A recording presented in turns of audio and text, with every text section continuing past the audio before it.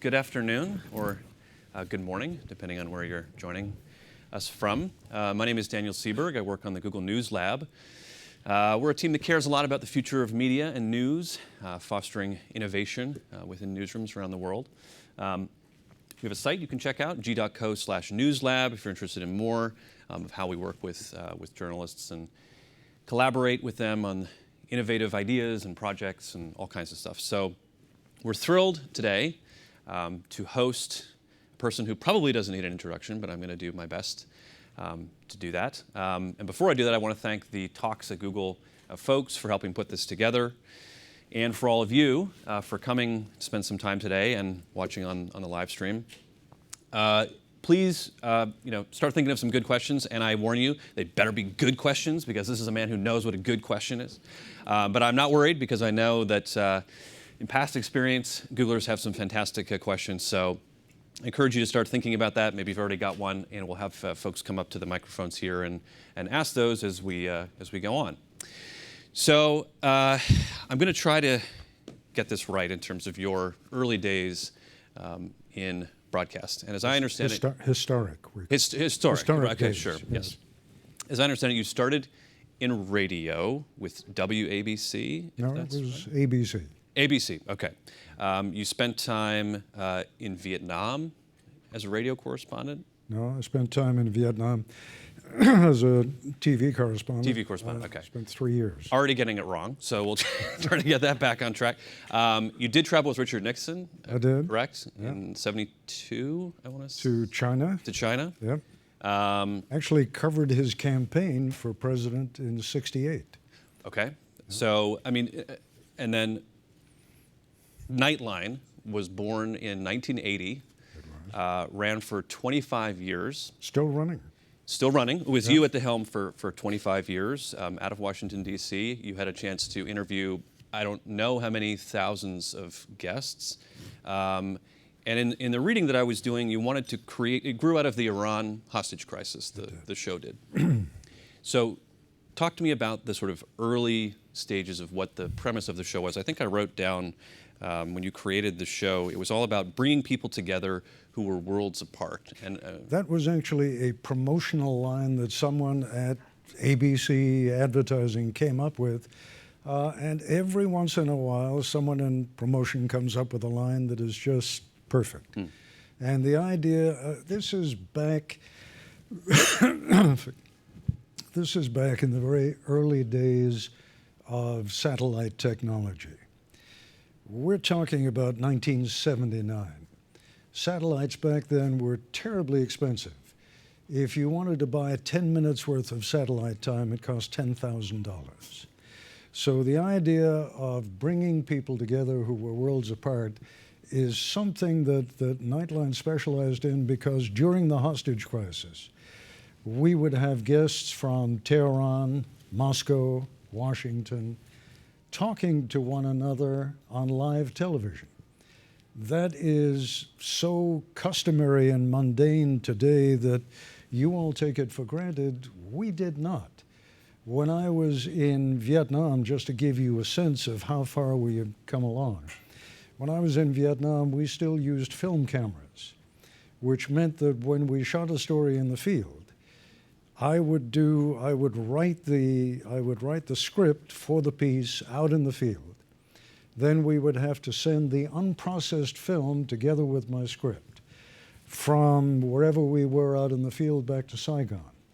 In Saigon, they would put it on a plane to Tokyo. Tokyo, it would be transshipped to Los Angeles. Los Angeles to New York. A motorcycle courier would pick it up at JFK and would take it into 7 West 66th Street here in Manhattan. The film would then be processed.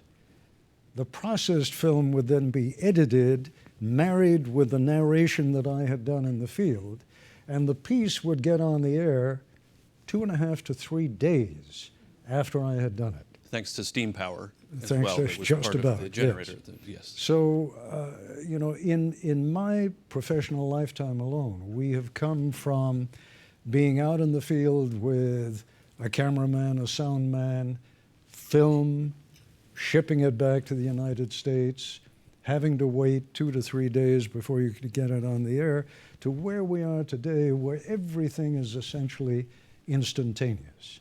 And when we ultimately get to the book, Yeah. that instantaneous nature and the manner in which it opens up worlds, but also makes us terribly vulnerable to certain things, that's something that we will, in a little while, be getting. Yeah, and I will get into your book and the idea that the internet could be used as a weapon of mass destruction, essentially.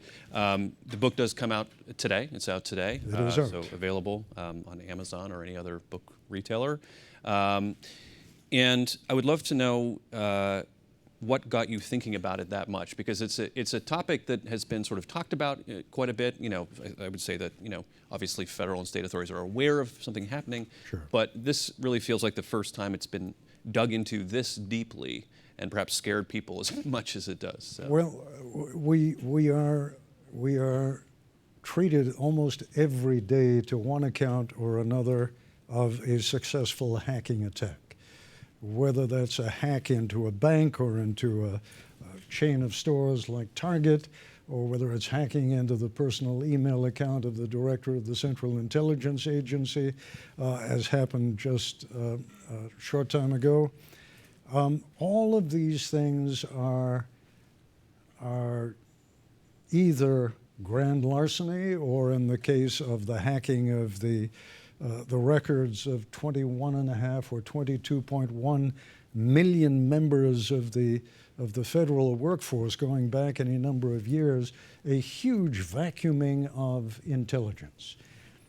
However bad that may be, and however dangerous that may be to the security of the United States, it doesn't begin to match the danger of a cyber attack against one of our power grids, which has the capability of taking down the electric power for tens of millions of Americans over a period of weeks, months. One estimate by a group of 10 former officials, senior officials, among them 2 secretaries of defense, 2 directors of Central Intelligence, 2 of the White House advisors, national security advisors. They sent a letter to a congressional committee warning back in 2010 that a cyber attack on the power grid could take out the power for millions of Americans for up to 2 years. Imagine for a moment what the consequences of that would be. You asked in your question what it was that sort of got me started on the book. What got me started on the book is the fact that the president has been warning about this in 2 of his State of the Union addresses. Former Secretary of Defense Leon Panetta warned about it and referred to it as potentially a cyber Pearl Harbor. Janet Napolitano, as she retired from her post as Secretary from the Department of Homeland Security, after 5 years in that job, warned about it, and the bottom line was nobody has paid any attention. And why do you think that is? I mean, is it a bit of human nature of waiting until there's some sort of disaster to respond to something? Is it that people don't understand it enough? As the former director of the NSA, Keith Alexander, put it to me, he said, everybody deals with the alligators that they're fighting at the moment. You got the ISIS alligator, you got the economy alligator, you've got the national debt alligator, you've got the Syrian refugees alligator. So somebody comes along and says, sir, pardon me, but it's entirely possible that a cyber attack on the power grid, not only possible, it's likely. The chairman of CENTCOM, the commander of CENTCOM, a 4-star general by the name of Lloyd Austin, said to me, it's not a question of if, it's a question of when. And but once you accept that, forgive me, I'll stop in a moment. Once you accept that, then you have to come up with answers. You have to come up with solutions. And quite frankly, at the moment, the federal government does not have either answers or solutions. The internet, the great internet theorist Peter Newman said the internet was never designed to be defended. And you cannot put defensive measures onto something like the internet, which was never designed to be defended in the first place. The internet is vulnerable. And we can get into vulnerable from whom if you want to. Yeah, I absolutely wanted to do that. I just want to dive into the probability and why is there still debate around whether this is possible or not? Because it seems like in the book you reference a number of fairly high-level officials who still say, well, no, we don't think this is possible because of the way the electrical grid is structured and the way that it's not connected to the internet in certain places of the world. I just would love to know your sense of that. Let me put it to you this way. In a large survey that was done a couple of years ago, the question was raised, are you absolutely sure that President Obama was born outside the United States? And I believe it was 39% of respondents said they were absolutely sure that Obama was born outside the United States. My contention is that in the kind of divided, partisan country that we live in today, convincing all people of any one thing is almost impossible, no matter how simple. I mean, take a look at the issue of climate change. And again, in a survey, they found that 92% of Democrats believe in climate change, and something like only 17% of Republicans believe it. Well, this shouldn't be a partisan issue. Yeah, right? You make reference to this in the book because you talk about the media and their role in all of this. What do you think the responsibility is of the media on an issue like this? Look, I think the media these days, let me put it to you very simply. When I was a young foreign correspondent with ABC News had about 35 foreign correspondents based around the world.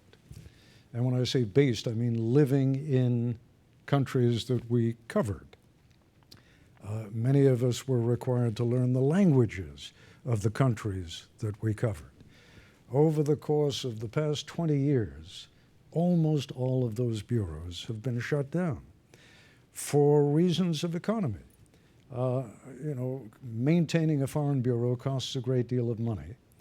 And the networks, for example, have discovered that the public would much rather have news on the Kardashians, on the state of the weather, on the state of any number of things that they can cover far less expensively than sending foreign correspondents overseas. The end result has been that I think the American public, despite the fact that we have more information out there today than has ever been available before, the degree of certainty that the consuming public has about that information is frequently guided by whatever their partisan point of view happens to be, rather than the kind of objectivity which existed far more about 40 years ago when you only had 3 networks. And essentially Americans gathered around the flickering hearth of television every evening about 6:30 or 7, and people like Walter Cronkite and David Brinkley and Chet Huntley and Frank Reynolds and Howard K. Smith were accepted as being more or less objective arbiters of what was important out there. Now, for all the benefits of information coming from 1,000 different sources, you also have the attendant uncertainty of conflicting information, and not for people not being sure as to whom they should believe. And that belief factor frequently being tied more to the partisan credentials of the person delivering the information than to their objectivity as a journalist. Now, I can't promise that we can do what you ask, but I would love you to turn your sights on Google for a minute and think about what should Google do, or any other tech company for that matter, as pertains to this kind of an issue. Can't help you. Okay. I don't know if the name Will Rogers means anything to you. Any of you remember Will Rogers? Will Rogers was the Oklahoma cowboy in the 1920s and 30s. He was sort of the Jon Stewart of his day. He was a very witty, very wise man. And one of my favorite quotes is an old Will Rogers quote, that we are all ignorant just about different things. You're a very smart bunch of people. You wouldn't be working for Google if you weren't. But there are any number of things that you know absolutely nothing about. And I am frank to admit that I know next to nothing about what you do here at Google. So I won't presume to tell you. All right. So the book is broken out into different parts, if you will. So there's the actual attack and what might happen in a situation of trying to retaliate or discover where it originated and that kind of thing. There's the idea of the country not at all being prepared for this and what is either being done or not being done. And then there's the aftermath, and so as the title suggests, it's very much laid out in that way. Which pieces of that were perhaps the most shocking or surprising in terms of what you discovered with all of this research? Well, I realized that there was no point in writing the book if I couldn't, and let me just back off and explain to you something about the nature of being a reporter. Almost by definition, all the people that I tend to cover on stories that I cover know more about that particular issue than I do. They are specialists, I'm a generalist. And I began this story by knowing next to nothing about the power grid, knowing next to nothing about the manner in which the power grid could be attacked. But one of the advantages of being a journalist in America is it sort of gives you the privilege of going to the smartest people in the country on any given area and talking to them at length about these issues. So the first thing that I set out to do was satisfy myself that the danger that Leon Panetta had spoken of, the danger that the president referenced, the danger that those 10 national security leaders had referenced in their letter to Congress, that was a real danger, that genuinely existed. And all I can tell you is there comes a certain point in reporting a story when you've talked to 20, 30, 50, 60 people on the same subject. And yes, as Daniel pointed out, there was some disagreement, but not much. By and large, there is almost unanimity on the fact that the power grid is vulnerable, that at least the Chinese and the Russians have already penetrated the power grid, that they have what amounts to cyber landmines planted in the power grid, and that they could essentially, with the stroke of a key, shut down all or at least part of a power grid. We only have 3 in the United States. The Eastern Interconnect, which covers the entire East Coast all the way to the Midwest. Texas has its own power grid, and then there is the West Coast. If you could knock out any one of those 3, or even a major portion of one of those 3, you would be affecting the lives of tens of millions of Americans. And the estimate is that the power could be out for weeks, months, up to a couple of years. That, it seems to me, is a significant story. And so I set out to find out the other half of that. What, if anything, has the federal government done? And the answer is essentially nothing. And there's that piece of it, so there's what the federal government has done, and then on the other side, the surviving or the aftermath part, which is very much in the hands of individuals in many ways to decide what they would choose to do on their own. And you talk about what the Mormon community has done to prepare for some scenario like this. So yeah, I spent 3 days in Salt Lake City talking to the leadership of the Mormon Church, and then they arranged for me to be shown around to make me aware of the preparations that they have made as individual families and as an organized church. It is amazing. I don't want to suggest to you that they've done it because they think there's going to be an attack on the power grid. They've done it because Mormons have been driven from pillar to post for the past 200 years, being driven from New York to Pennsylvania to Ohio to Illinois, and finally out to Salt Lake City. And it is simply a part of their ethos that they prepare for disaster, whatever that disaster may be. Well, they've done it at the family level. They have done it at the community level. They have done it at the national level. They have warehouses in Salt Lake City that would put Walmart to shame. They have, just to give you a sense, they have their own trucking company, the Deseret Trucking Company, all driven by Mormon drivers. And to keep that trucking company going, they have got reserves of 250,000 gallons of diesel fuel. They are ready. I am not saying that what the Mormon Church has done can be duplicated by other organizations around the United States, but there are some things they have done that can be. Every Mormon family is advised, even instructed. I mean, it's not a matter of faith, you don't have to do it.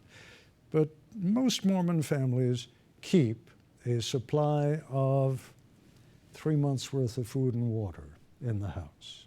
3 months' worth. It's easier to do, obviously, when you live in a rural community.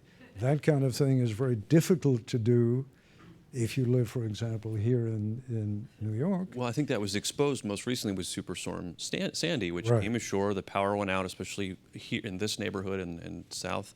And even though it was only for, I think it was like a day or a day and a half, it really sort of shone a light on how people, couldn't charge their phones, couldn't talk to anybody they needed to talk to, get coffee. I mean, all these sort of day-to-day things we take for granted. And little things, for example, like, all right, so you're going to hop in your car, you're going to gas it up, and you're going to drive to the next state where the electricity is still on. What happened during Superstorm Sandy is they found that a lot of gas stations couldn't run their pumps because there was no electricity. And, well, they can turn on the emergency power generator, right? Most of them didn't have generators. Most of them to this day don't have generators. I went to my local gas station in Potomac, Maryland, talked to the owner, said, did you buy a power generator? He said, no. He said, they're about $40,000, $50,000, and frankly, my lease is only for another 8 years, and there is no way that I can envision earning all of that money back. Well, I said, but what happens if the power goes out? Well, if the power goes out, the power goes out. I'm out of business, right? There is this sort of fatalism about it. But many of the assumptions that we make, the assumption that we can just drive to a nearby rural state and they'll take us in. Well, imagine if what we're talking about is Manhattan. And you're talking about 5 or 6 or 8 million people leaving Manhattan and looking for shelter, food, water. And it may be that Connecticut is out, and New Jersey is out, and Pennsylvania is out, so you keep on driving.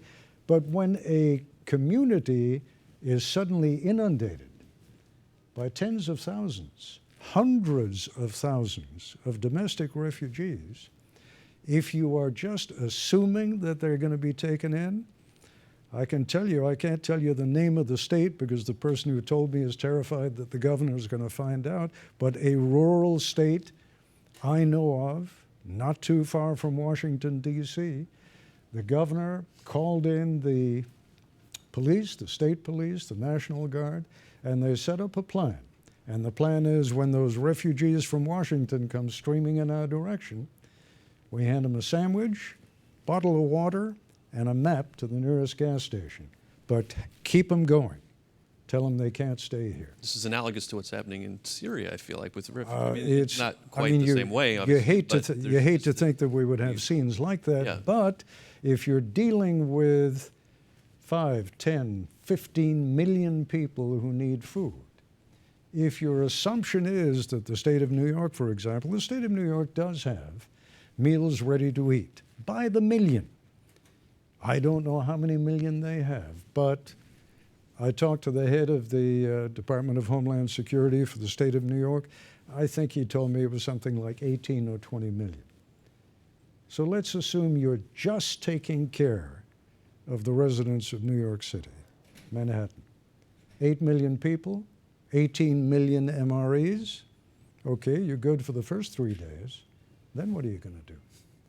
And you cannot replace MREs quickly. I mean, the food has to be harvested, the food has to be grown, the food has to be harvested, and MREs expire after 5 years. So governments are reluctant to buy large quantities of MREs in advance of a disaster because they figure the MREs are going to, go past their expiration date. So there are problems that very few people have even begun to think about that I believe we really need to confront and need to deal with. It sounds like admitting this as an issue is perhaps the first step, or addressing it. But what's the right, or what would you hope would be the response to this, both from, I'm sure people will read the book and think, oh my gosh, I can't build a safe house, and I don't know if I can store 3 months of supplies, and then you've got government officials that seem to be a little bit all over the place. What do you hope at least starts out of something like? Well, I mean, you're right. You can't just from day 1 to day 3 get 3 months worth of supplies. But you can begin every time you go shopping, every week, buying a little bit more than you need.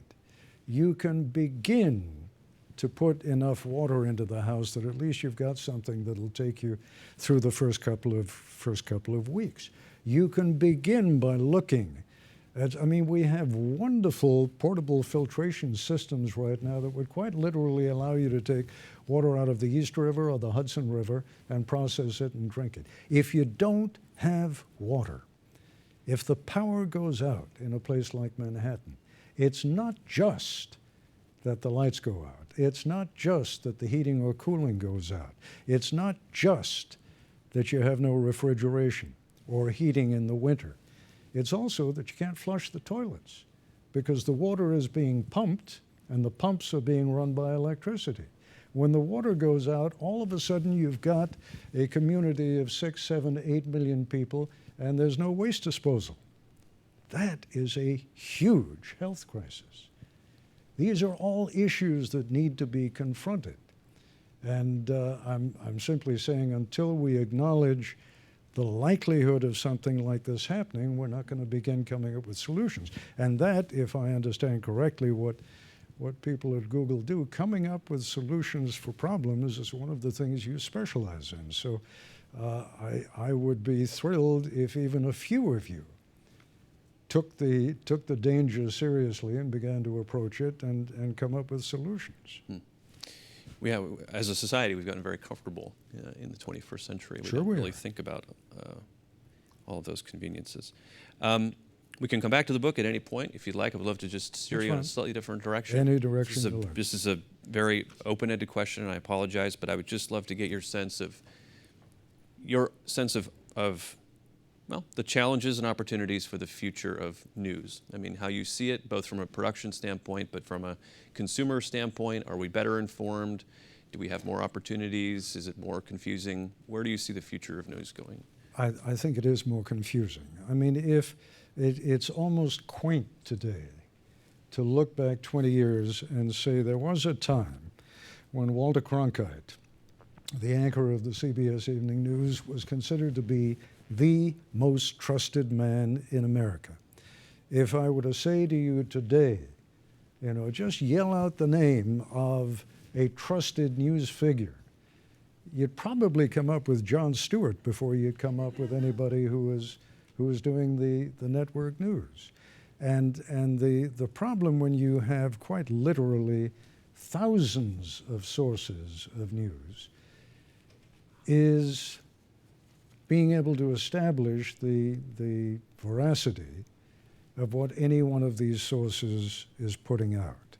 And when the way that we tend to judge these different outlets is often as not on a basis of what their ideology is, that's a very iffy way of establishing what's accurate and what's not accurate, what's reliable and what's unreliable. It is, I think, one of the great paradoxes of our time that we live in an era where there is more information being communicated more quickly across greater distances than ever before in the history of mankind. And yet the American public as a whole does not appear to be increasingly well-informed as a consequence of that. In fact, the tendency to hold on to to be so attached to Fox on the right or MSNBC on the left or Rush Limbaugh or whoever it may be that is putting out something that resonates to the biases that the listener or viewer already harbors. That's unhealthy. And I wish I could see the way clear to finding a path back to having some generally accepted sources of objective news. That's hard to find these days. I want to mention a few people who have either been a guest on your show or have been in your life in some way, and just get your reaction to them. I don't know how you would describe your relationship with this person, but Henry Kissinger, what's a conversation like with? We're friends. Yeah. I have known Dr. Kissinger for 40 years. I covered his shuttle diplomacy. I understand the rap on him. I believe him to be a genuine patriot, with some of whose policies I may disagree, but I think he tried very hard to do what he believed to be best for the United States. He is to this day, and I think he's now 93 or 94 years old. There are some people, when you sit down and talk to them, after about 20 minutes, your head begins to ache because they're so far ahead of you. That is still true of Kissinger. He is one of the very smartest people I know. Maury Schwartz. Maury Schwartz. You could tell the story for folks who don't know. Maury Schwartz was a sociology professor at Brandeis who came down with Lou Gehrig's disease. Someone in the Boston Globe did a piece on Professor Schwartz and the fact that he had invited his former students and friends to come back and see him on a regular basis because he just wanted to talk to them.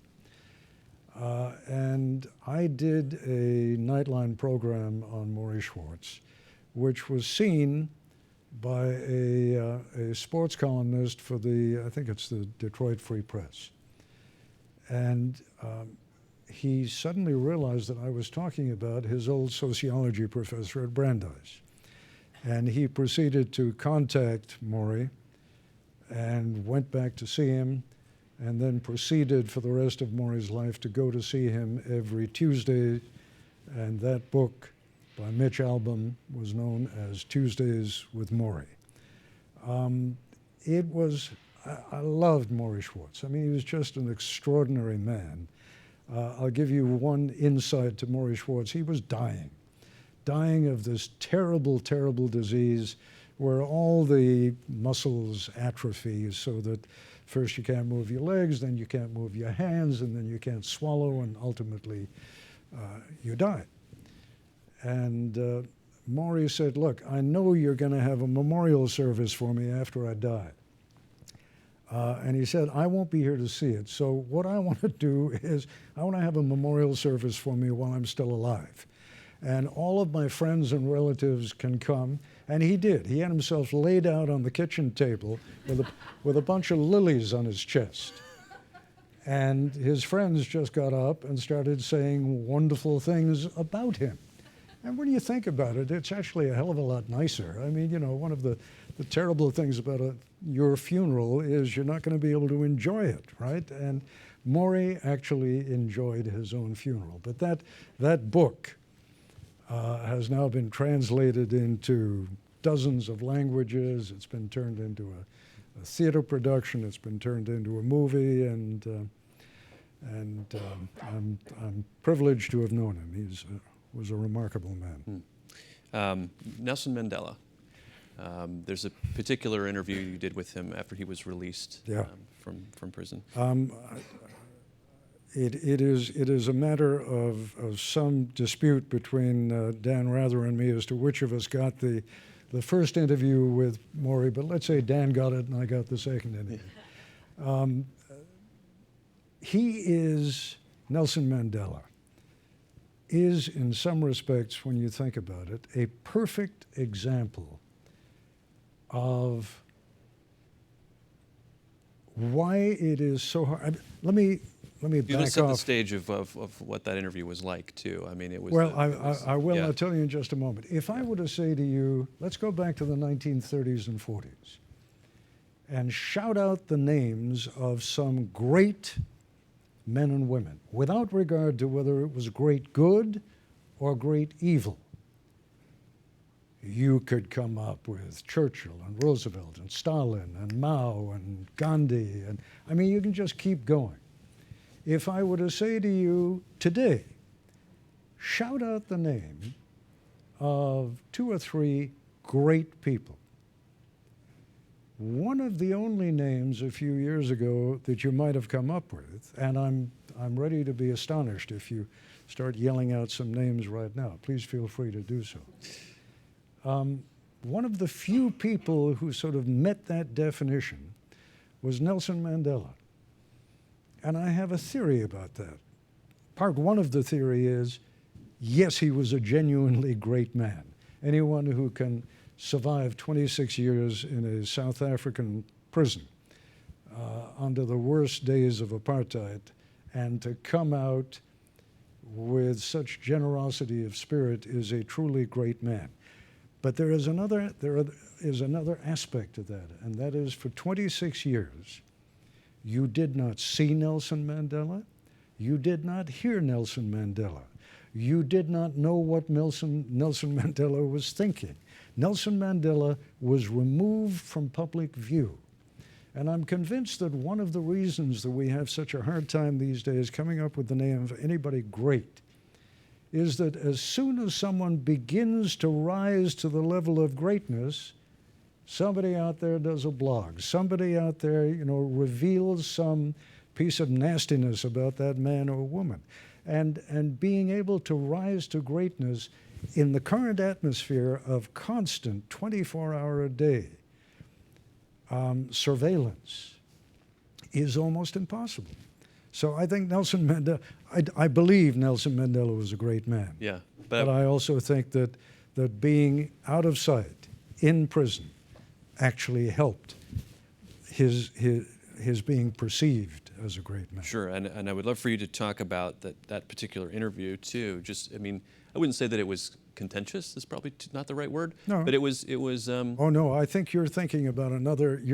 I interviewed Nelson Mandela in Winnie Mandela's backyard in Soweto, just after he had come out of prison. Yeah, I'm thinking in front of this crowd. This right. Audience. The contentious interview that I did with Nelson Mandela was done about 100 blocks uptown, and I did a town meeting with Nelson Mandela here in New York, in front of a largely African-American crowd. And I started pressing him on the issue of some of his friendships with the Cubans and with communists in Vietnam, and asking him about the appropriateness of that. And he began by saying, "I think I know better than you, Mr. Koppel." And the crowd erupted. People standing and cheering and whistling and absolutely loving watching Nelson Mandela crush me. It was a great moment. It was a bit of a bit of a boxing. Absolutely, but he was a great man. Yeah, I want to encourage people to come up to microphones too if you have questions. We've got about another. And listen, it's been my experience that nobody wants to ask the first question, so let's skip the first question, go right to the second question. Yeah, I just have a couple more for you. One, would love to get a sense of what it was like seeing your daughter, Andrea, as a journalist. She was at CNN for many years. Many years. What was that like, seeing her to sort of Great. come up within your face? I have to tell you, my oldest daughter, Andrea, who now works for Mercy Corps and is now on the side of the angels, worked for many years for CNN. She speaks fluent Chinese, so she was the Beijing bureau chief for a while, and then went to the State Department and then covered the House. She wanted desperately to avoid becoming a journalist. She hated the idea of being a journalist. She went to Beijing as a businesswoman and had a miserable time. And finally came back one day and said, you know, Dad, the only people who seem to be having any good time at all are the journalists. And I want to start, you know, I'm going to start over. I want to be a journalist.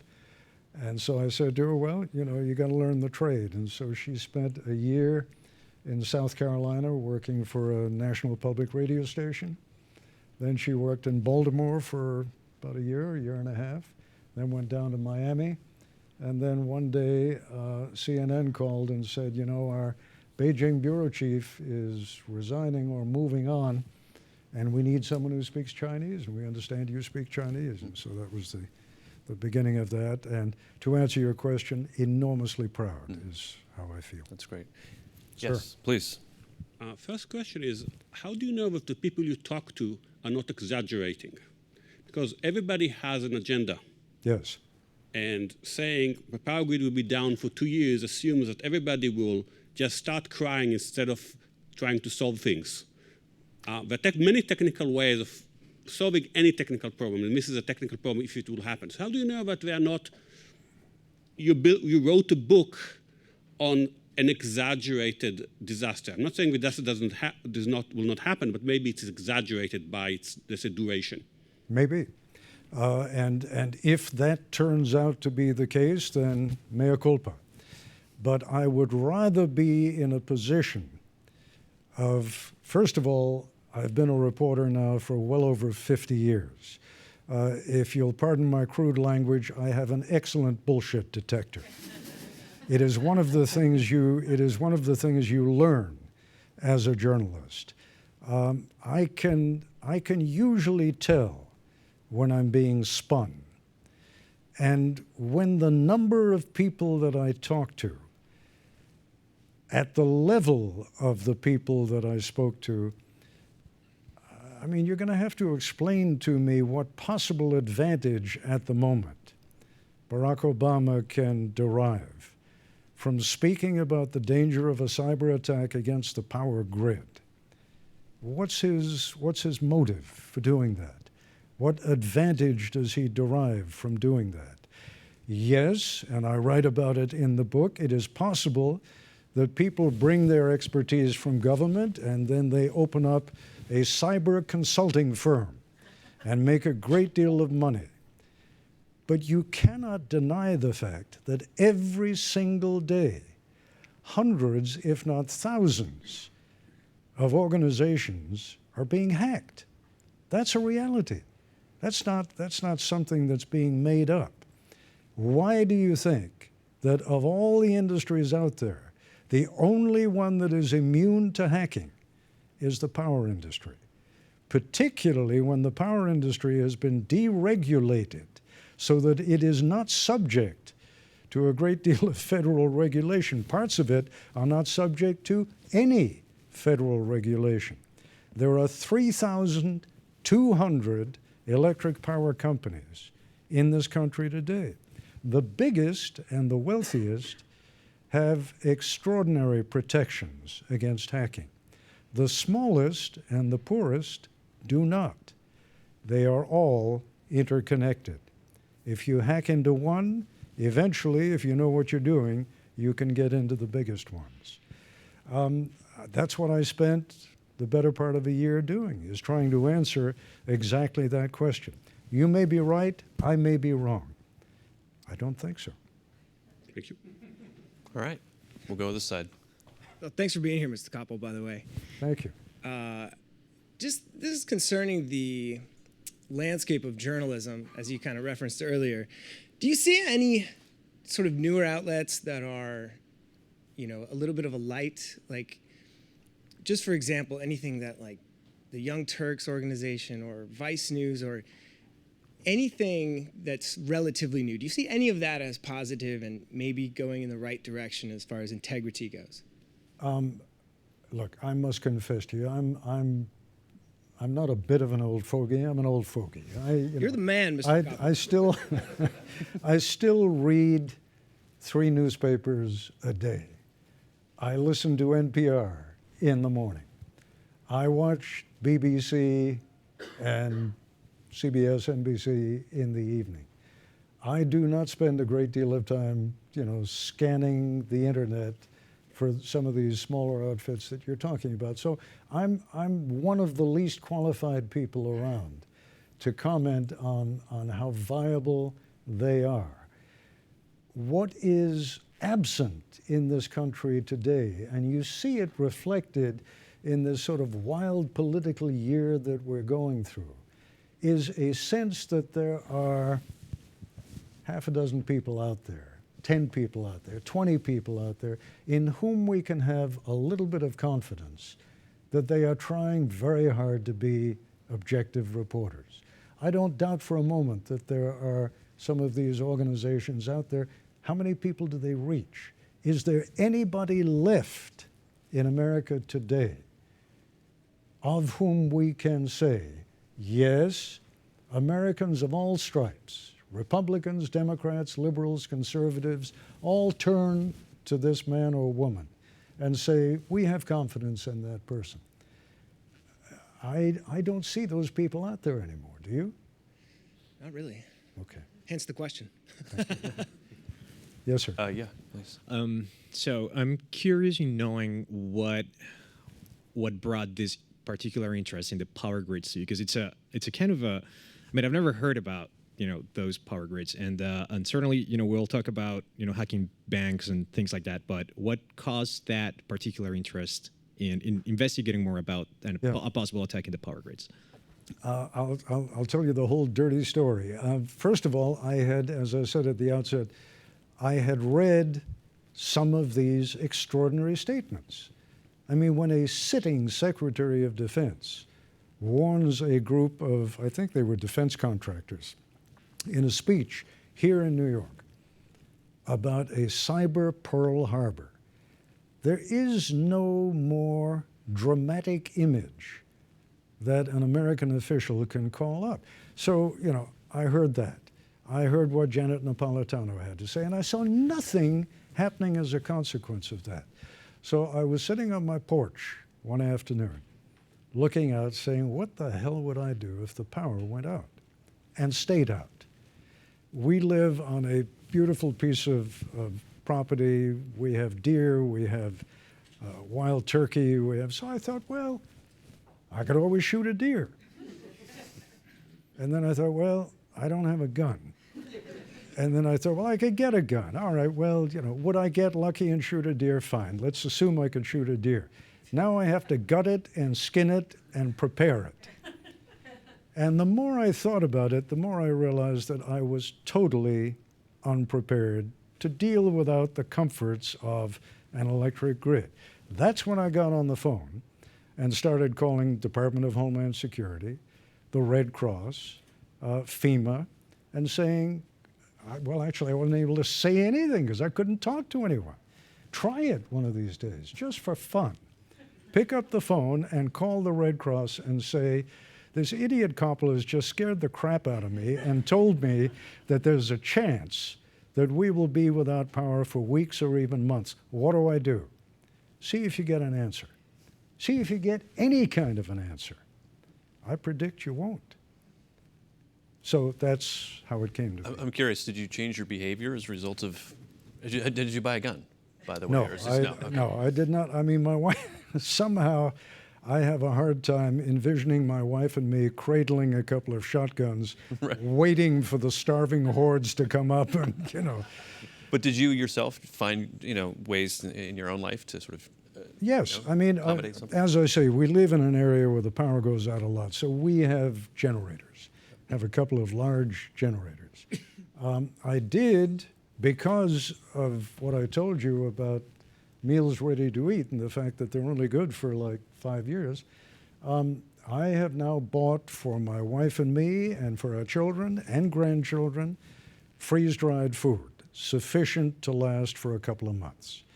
And we will have water in the house, sufficient to last for a couple of months. I mean, you know, am I putting up barbed wire fences or, you know, hiring some ex-SEALs? No. But I will tell you, there are people here in New York who have done just that. I know of one family that hired a SEAL. They have a boat that is moored somewhere in the Hudson, and if and when this happens, they plan to get on that boat, take it out to a larger boat that is moored way offshore, and then go to one of the islands. But that's the kind of thing that only the very wealthy and psychotic can do. So that's a lethal combination. Yes, Wealthy and psychotic. Yes, sir. Hi, thanks for coming. Going back to the state of journalism, I was wondering. I'm sorry. Going back to the state of journalism, I was wondering if you could Sure. give us your perspective on the perception I have, and I think a lot of people have, that the media has come to not challenge public figures as much as they used to about things they say in the interest of being balanced, and instead of challenging what sometimes are fairly obvious mistakes of fact. So what do you think? Have you seen that transition? Is that something you agree with? What you're saying is interesting because on the one hand, you're right, and I think your perception is right. On the other hand, everybody is being challenged with a sort of level of vitriol that has never existed, well, I don't want to say never existed, but hasn't existed, for example, in my lifetime experience, by the opposition. So that when you're listening to the extreme right talking about a Democrat or the extreme left talking about a Republican, particularly a Tea Party Republican, the level, I mean, you talk about challenging. They challenge every word that is being said. But it's dismissed because it's the political opposition. What is missing in journalism today, I would argue, is the sense of finding people who are generally accepted as reasonable people with objectivity,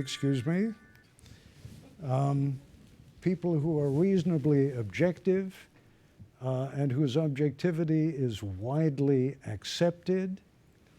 That I find all but disappearing now. You know, I mean, the only time that people on the far right will accept something that's in the New York Times, for example, is if it confirms some suspicion that they have had to begin with. But the notion that there are still generally acceptable pillars of journalism out there, whose writing or whose narration is accepted, I'm sorry, I think it's missing. I will, just to go back to the question previously about you know, where journalism is headed, I'll push back a little bit and say I think we've seen some exciting you know, entities come up, whether it's Vice Media or Vox or data-driven journalism and that kind of thing. I mean, pushing some of the ways of telling stories. Let's take Vice as an example. Sure. And I agree with you, and I watch Vice. Yep. And I think Vice has done some really superb investigative journalism. Terrific. But how many pieces do they put on the air, right? What you had with the networks in their golden days, in the halcyon days, ironically, you didn't have as many programs as you have today, but that half hour of news in the evening covered a wide variety of subjects. I agree with you. I think Vice does some excellent work. But the number of subjects that they're capable of covering over the course of a year, very limited. Sure. I mean, and you're right. I mean, audiences are very fractured. They've got so many choices. So we're pretty much out of time. Ted, I know you're going to be signing some books for folks. Okay. Last thing, if I can ask you, who's doing it right today? I mean, who's a person that you admire, who you watch or you see in news, an anchor, a reporter, somebody who you think is really worth spending your time with? Look, I think my old friend Charlie Rose is doing a terrific job over at CBS. I think my friends at the PBS NewsHour are doing, years ago, Robin McNeil, who helped begin the NewsHour, said to me, "We are the program that dares to be dull." And I said, "Robin, I think sometimes you're a little bit too daring." We have to find a balance between being, so dry. I think they're coming a long way, and I'm delighted that the PBS NewsHour is now being led by someone who used to work for me at Nightline, and she is doing a brilliant job of producing that program. So yes, there are good people out there. Gwen Eiffel is a terrific reporter, and Judy Woodruff is a terrific reporter, and they're doing a great job. I love NPR. I really do. I think NPR, on balance, a friend of mine once described NPR as being like the inside of an intricately designed sweater. You look at the outside, and it's perfect. The design is just lovely, and you pull it back, and you see all the knots and the loose threads. It's a weird outfit. It really is. But what comes out of there is terrific. Well, we're delighted you spent an hour here with us. So please, everyone, thanks to you for coming. And if you've got additional questions, I know I'm sensitive that you have to get out at a certain time. This is the start of a cross-country book tour for you. So, but thank you again for coming. My pleasure. Thank you, Daniel. Thank you all, too.